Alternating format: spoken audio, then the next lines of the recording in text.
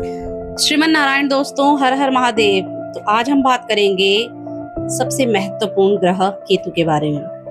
केतु एक बहुत ही रहस्यमयी ग्रह है और हमारे जीवन में जितने भी रहस्यमयी काम होते हैं, जो भी हमारी इंट्यूशंस होती हैं, हमारा पूर्वाभास होता है, ये सब केतु की वजह से होता है।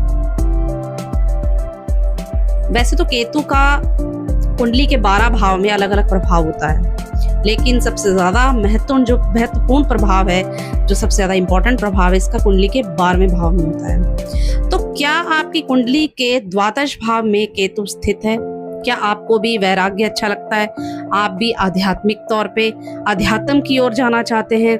आपको रहस्यमय सपने आते हैं? आपको इंट्यूशंस आपकी बहुत स्ट्रांग है, आपको पूर्वाभास हो जाता है किसी चीज का, या आपको अकेलापन महसूस होता है, तो आपकी कुंडली में केतु द्वादश भाव में स्थित है, तो संभव है कि आपकी आत्मा मोक्ष की ओर जा रही है। आज हम बात करेंगे ज्योतिष के सबसे रहस्यमयी ग्रह की, यानी कि केतु की, और जब वो अपने द्वादश भाव में बैठता है तो क्या प्रभाव लेता है।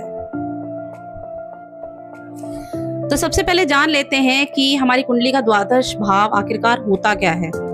देखिए, द्वादश भाव होता है मोक्ष, त्याग, वैराग्य, अकेलापन, रहस्यमयी डरावने सपने, विदेश यात्रा, आध्यात्मिकता को बढ़ाना, उसकी ओर जाना, ये सारे लक्षण केतु के द्वादश भाव में। और तो और नींद और सपने, ध्यान और बहुत कुछ होता है, पिछले जन्मों के कर्म, ये सब केतु के 12वें भाग में होने पर होता है। अब बात करते हैं केतु ग्रह की।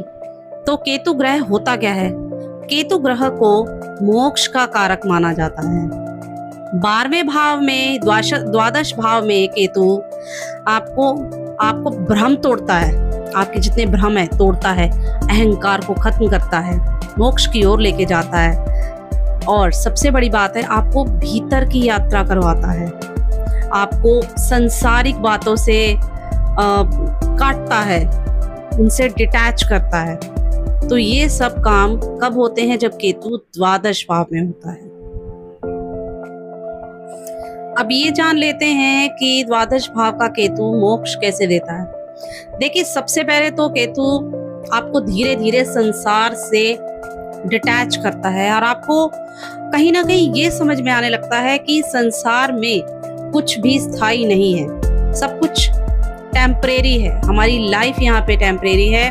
इंसान को ये धीरे धीरे समझ आने लगता है, उसका हर चीज से मोह खत्म हो जाता है, वो इस भ्रम में, जो उसके भ्रम होते हैं वो सब दूर हो जाते हैं, उसको ध्यान साधना में मन लगता है, उसको रहस्यमयी गूढ़ विद्या में रुचि हो जाती है, जैसे कि तंत्र साधना, ओकल्ट, ज्योतिष, इन चीजों में रुचि हो जाती है। तो 12वें यानी कि द्वादश भाव का केतु आपको ये सारी चीजें प्रदान करता है। सबसे बड़ी बात, द्वादश भाव का केतु पिछले जन्म के अधूरे कार्य को, आध्यात्मिक कार्य को दर्शाता है। जिनकी कुंडली में द्वादश भाव में केतु होता है, वो पिछले जन्म में साधक, तांत्रिक, ध्यान साधना, भक्ति के ऊपर बहुत ज्यादा सन्यासी, धर्म के मार्ग पर चलने वाले होते हैं, या उनकी कुछ अधूरी इच्छाएं रह जाती हैं, उनकी साधनाएं कुछ अधूरी रहती हैं, जो वो पिछले जन्म के जो अधूरे कर्म है, आध्यात्मिक कर्म, उनको पूरा करने के लिए इस जन्म में उनको पूरा करने की कोशिश करते हैं। द्वादश भाव का केतु अशुभ प्रभाव भी देता है। तो फ्रेंड्स, जिनकी कुंडली में केतु द्वादश भाव में है और शुभ है, तो वो एक बहुत अच्छे तांत्रिक बन सकते हैं, तंत्र विद्या में उनकी रुचि होगी, ऑकल्ट की तरफ उनका रुझान होगा, और बहुत अच्छे ज्योतिषज्ञ बन सकते हैं। पूर्वाभास उनका बहुत स्ट्रांग होगा, इंट्यूशन पावर बहुत ही ज्यादा स्ट्रांग होगी, उनके अंदर एक दिव्य दृष्टि होगी, और सबसे बड़ी बात ये है कि बहुत ही ज्यादा रहस्यमय हो सकते हैं, और विदेश यात्रा के भी योग बन सकते हैं उनके। तो अब बात करते हैं उपाय की कि अगर आपका केतु अशुभ है और द्वादश भाव में है तो आपको उपाय क्या करने हैं। देखिए, सबसे पहले तो आपको गणपति जी की पूजा करनी है, उनको प्रसन्न करना है, उनके मंत्र का जप करना है। उसके बाद केतु ग्रह के बीज मंत्र का जाप करना है, वो भी कर सकते हैं आप। डिस्क्रिप्शन बॉक्स में मैंने डिटेल्स डाल दी हैं, वहां से आप रेफर कर सकते हैं। और कुत्तों को भोजन करवाइए, बहुत ही असरदार उपाय है ये। काला सफेद कंबल दान कीजिए, जो चेक वाला कंबल होता है वो आप दान कर सकते हैं शनिवार को। और सबसे बड़ी बात, केतु का जो सबसे असरदार उपाय ये है कि आपको ध्यान साधना करनी है, आपको प्राणायाम करना है, ध्यान लगा के बैठना है। आपको कोई भी नकारात्मक सोच अपने में नहीं लेके आनी है, क्योंकि नकारात्मक सोच ही अकेलेपन को जन्म देती है।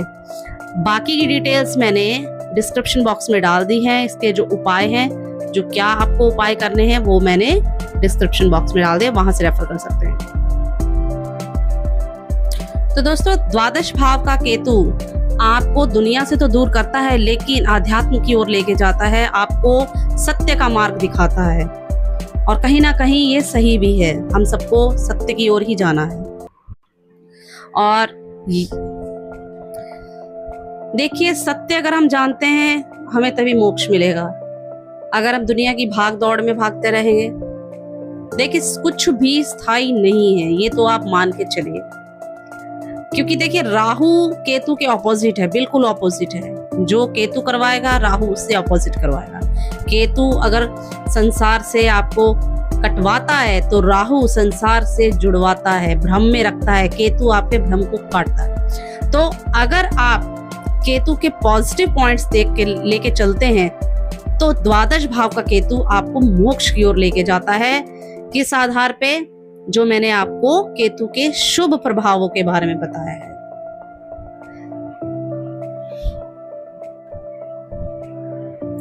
अगर आपकी कुंडली में भी केतु द्वादश भाव में है तो हमें कमेंट कीजिए। और अगर वीडियो पसंद आई है तो इसको लाइक कीजिए, शेयर कीजिए और हमारे चैनल को फॉलो जरूर कीजिएगा। ऐसी और वीडियोस के लिए हम मिलेंगे अपनी नेक्स्ट वीडियो में। धन्यवाद। श्रीमन नारायण।